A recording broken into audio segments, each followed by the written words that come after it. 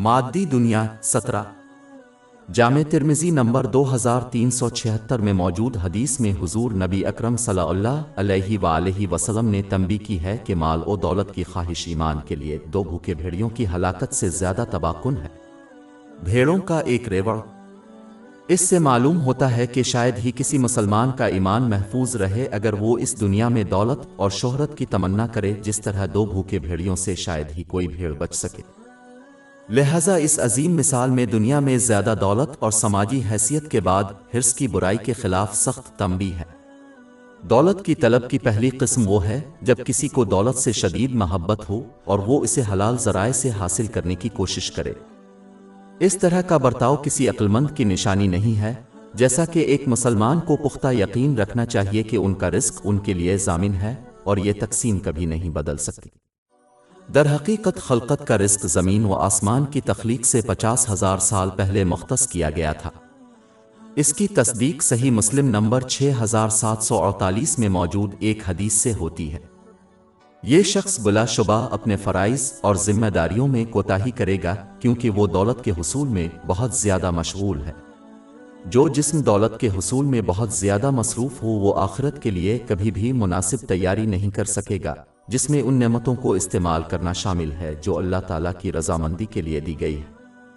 दर हकीकत ये शख्स ज़्यादा दौलत हासिल करने के लिए इतनी मेहनत करेगा कि उसे इससे लुत्फ़ अंदोज़ होने का मौका भी नहीं मिलेगा। इसके बजाय वो इस दुनिया को छोड़ देंगे और इसे दूसरे लोगों के लिए लुत्फ़ अंदोज़ करने के लिए छोड़ देंगे, अगरचे वो इसके लिए जवाबदेह होंगे। ये शख्स हलाल तौर पर दौलत हासिल कर सकता है, लेकिन फिर भी इसे ज़हनी सुकून नहीं मिलेगा क्योंकि वो जितना भी हासिल कर ले वो सिर्फ और की ख्वाहिश करेगा। ये शख्स मोहताज है और इसलिए हकीकी मुफलिस है, खा उसके पास बहुत ज़्यादा माल हो। चूँकि ज़्यादा दौलत हासिल करने की कोशिश में ज़्यादा दुनियावी दरवाजे खोलना और मसरूफियात शामिल हैं, वो जितना ज़्यादा दौलत बढ़ाने की कोशिश करेंगे इतना ही कम ज़हनी और जिस्म का सुकून हासिल करेंगे, और जितना ज़्यादा वो उन नेमतों का गलत इस्तेमाल करेंगे जो उन्हें उनकी किस्मत के हुसूल में दी गई है।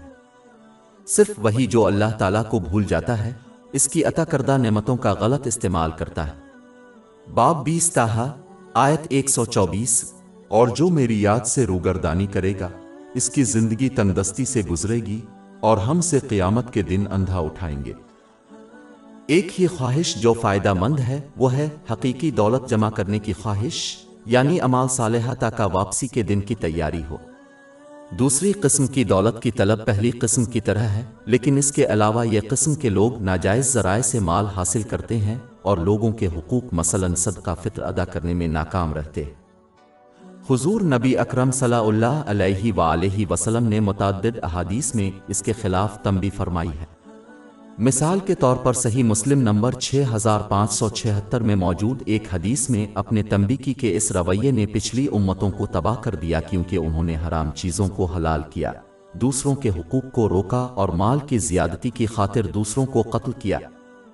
ये शख्स इस दौलत के लिए कोशिश करता है जिसका वो हकदार नहीं है, जिससे बेशुमार कबीरा गुनाह सरजद होते हैं। जब कोई ये रवैया इख्तियार करता है तो वो शदीद लालची हो जाता है। जैसा कि हज़रत मोहम्मद सल्लल्लाहु अलैहि वसल्लम ने मुतनब्बे किया है कि जामे तिर्मिज़ी नंबर 1961 में मौजूद एक हदीस में लालची शख्स अल्लाह ताला से दूर, जन्नत से दूर, लोगों से दूर और जहन्नम के करीब होता है। दर हकीकत सुनन निसाई नंबर 3114 में पाई जाने वाली एक हदीस मुतनब्बे करती है कि एक सच्चे मुसलमान के दिल में शदीद लालच और सच्चा ईमान कभी जमा नहीं होगा।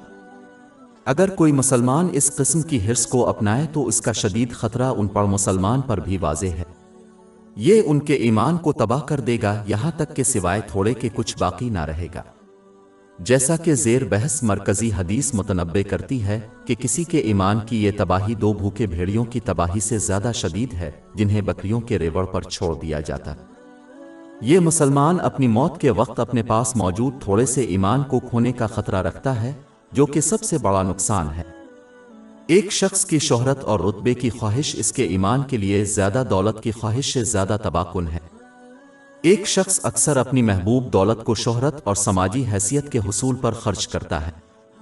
ऐसा नायाब है कि कोई शख्स मकाम व शोहरत हासिल करके भी सही रास्ते पर कायम रहे, جس کے تحت وہ مادی دنیا پر آخرت کو ترجیح دے۔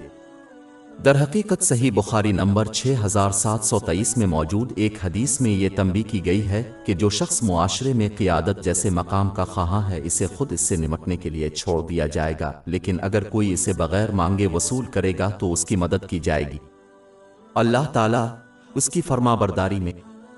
یہی وجہ ہے کہ حضور نبی اکرم صلی اللہ علیہ وآلہ وسلم کسی ایسے شخص کو مقرر نہیں کرتے تھے جو کسی منصب پر فائز ہونے کی درخواست کرتا ہو، اس کی خواہش بھی ظاہر کرتا ہو۔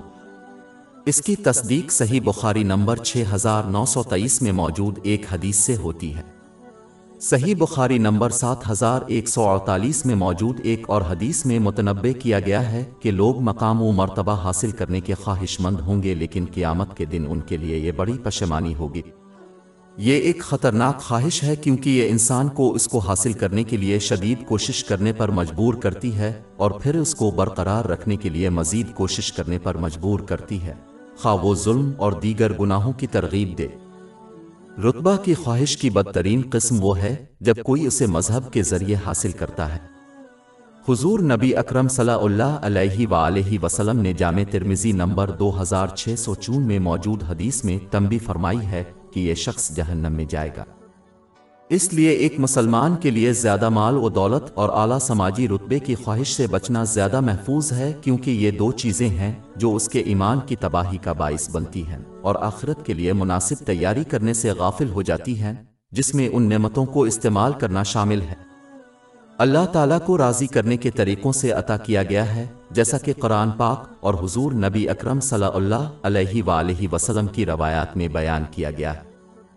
ہماری ویب سائٹ www.sheikhpod.com پر 400 سے زیادہ مفت e books, audio books, infographics, podcast اور بلاگ دستیاب ہے۔